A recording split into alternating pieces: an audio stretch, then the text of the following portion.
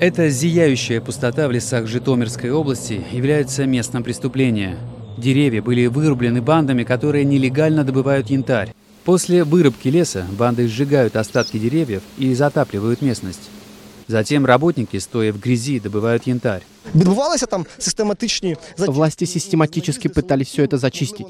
Приезжали силовики, но никакого эффекта. Теперь мы видим, сколько гектаров леса уже было вырублено.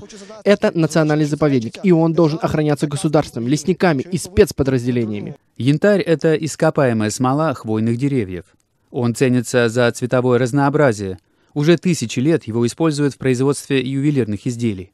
На прайс-листе, размещенном на этом пне, указаны цены от 400 до 5800 долларов за килограмм янтаря.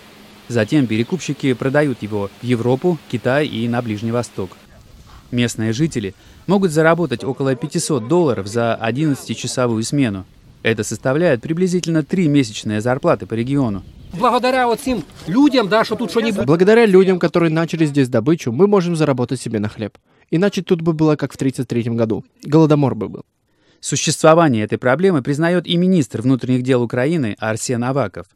На своей странице в Фейсбуке он пишет: «Селяне зарабатывают целыми семьями тысячи долларов в месяц, что для сельской украинской глубинки невероятная возможность». Когда активисты пригласили представителей правоохранительных органов на место добычи, те отказались, сославшись на нехватку кадров.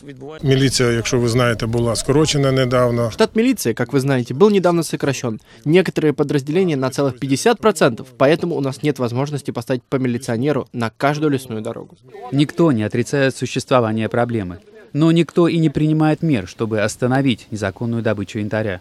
По информации МВД Украины, банды зарабатывают до 500 миллионов долларов в год, а проплешин в некогда девственном лесу становится все больше и больше.